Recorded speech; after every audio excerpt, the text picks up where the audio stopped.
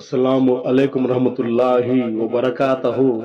मोअज़्ज़िज़ नाज़रीन, आज की अच्छी बात यह है कि माशाअल्लाह रिश्ते अल्फाज से नहीं एहसास से बनते हैं। शुक्रिया मेरा चैनल देखने के लिए। आप इसे ज्यादा से ज्यादा सब्सक्राइब करें। आप मुझे फेसबुक पेज में भी फॉलो कर सकते हैं। दोस्तों, आज आपको एक तारीखी शख्सियत के साथ साथ एक तारीखी मस्जिद के रूबरू करवाना चाहता हूँ। आज आपको नागमंगला लेके जा रहा हूँ। यूं तो Nagamangala Mandya district Karnataka state India में आता है, जो मशहूर और मारूफ है तारीखी पन्नों में।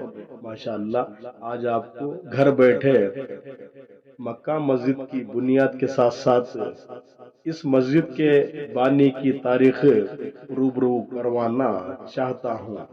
दोस्तों, कितने लोग आए यहाँ, अपनी बोली बोलकर चले गए।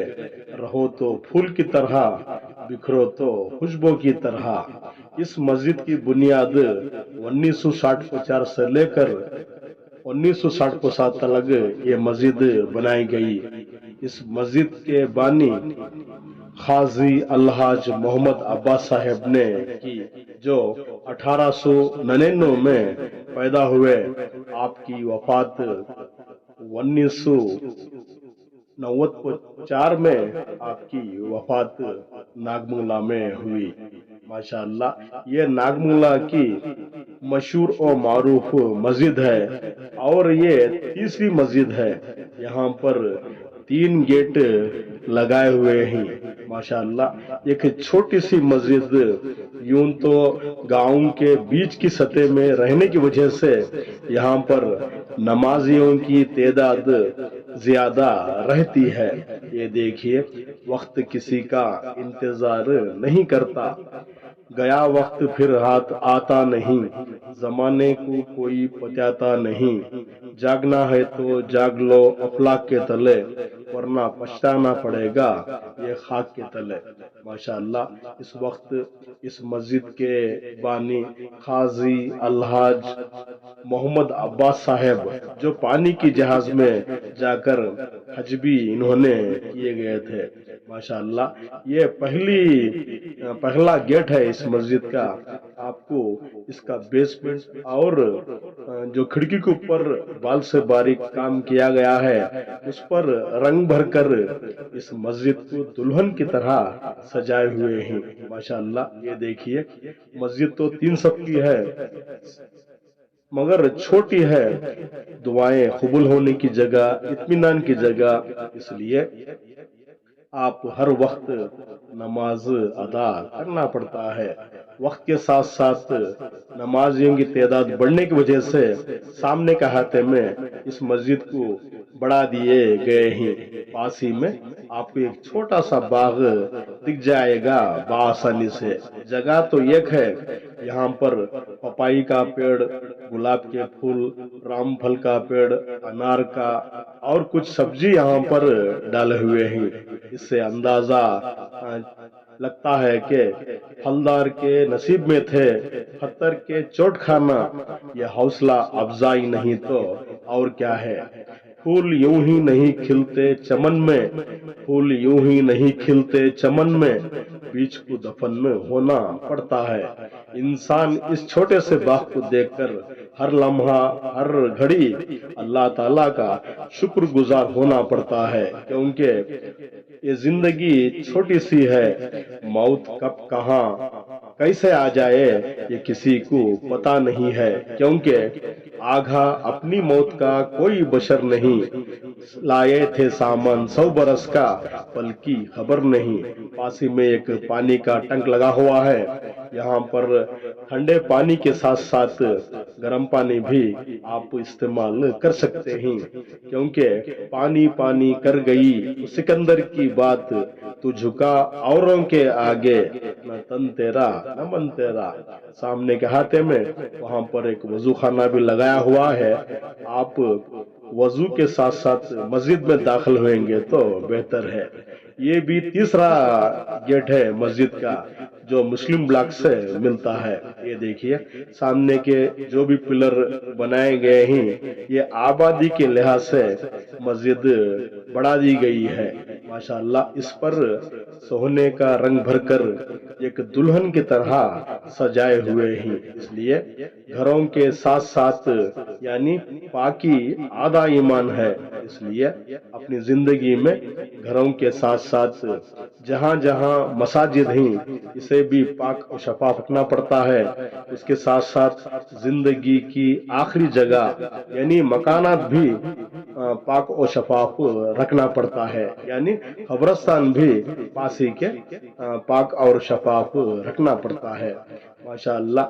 جو آج قاضی الحاج محمد عباس صاحب اس مکہ مسجد کے بانی ہیں، ان کی جو نسل ہے وہ بیجاپور سے ہجرت کر کر سینگ پٹنہ آئی ہوئی تھی نوکری کی تلاش میں۔ آپ کے پورے خاندان والے دینی تعلیمات میں مہارت حاصل کیے گئے تھے۔ اس وقت جو ناگملا کے عملدار تھے ناگراجو، ان کو ٹیپو سلطان کے دور میں ایک فرمان جاری کیا، ان کے خاندان والے تینوں بھائی یہاں پر آ کر یہاں پر ٹھہر گئے۔ آج بھی ان کی نسل یہاں پر بقا ہے۔ ایک بھائی واپس بیجاپور چلے گئے۔ اس کے ساتھ ساتھ 1799 میں جو چوتھی جنگ عظیم چلی، اس میں حضرت ٹیپو سلطان شہید رحمت اللہ علیہ دشمنوں کے ساتھ لڑتے ہوئے دھوکے کے ساتھ ملک کے لیے قربان ہوتے ہوئے جنگ کے میدان میں ہی شہید ہو گئے۔ ان کے ٹیپو سلطان کی شہادت کے بعد جو انگریزوں نے حکومت کی، اس وقت میسور کے مہاراجاؤں نے ان کے نانا پڑنانا اور دیگر جو بھی ہیں ان کو یہاں پر قاضی کی حیثیت سے یہاں پر مقرر کام کیا۔ انہی کی نسل کے قاضی الحاج محمد عباس صاحب ہیں۔ انہوں نے ناگمل میں دینی تعلیمات کے ساتھ ساتھ آپ گاؤں کی بھی بڑھ چڑھ کر انہوں نے خدمت کی۔ آزادی کے لیے بھی انہوں نے لڑا۔ نالوڑی کرشنا راج وڑیئر جو میسور کے مشہور و معروف بادشاہ گزرے ہیں، ان کے دیوان سر مرزا اسماعیل صاحب تھے، ان سے بھی ان کی ملاقات ہوئی ہے۔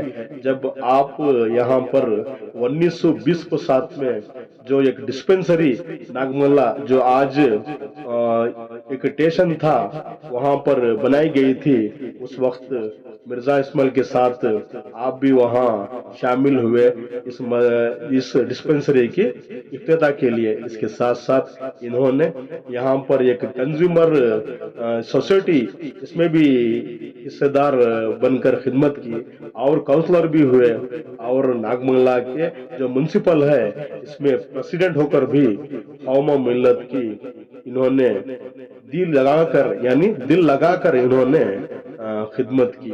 یہ قابل قبول نہیں تو اور کیا ہے۔ مسجد کے احاطے میں یہاں پر تینوں کمانوں کا استعمال بڑی وقار سے کیا گیا ہے اور 3 دروازے لگائے گئے ہیں، اس پر بال سے باریک کام ہے۔ دائیں اور بائیں کے احاطے میں یہاں پر بڑے بڑے 2 کھڑکیاں لگائے ہوئے ہیں، یہ ہوا کے ساتھ ساتھ روشنی بھی دیا کرتے ہیں۔ 3 صف کی مسجد چھوٹی ہے، دعا قبول ہونے کی جگہ ہے۔ یہ عبرت کی جا ہے، رہنے کی جگہ نہیں ہے۔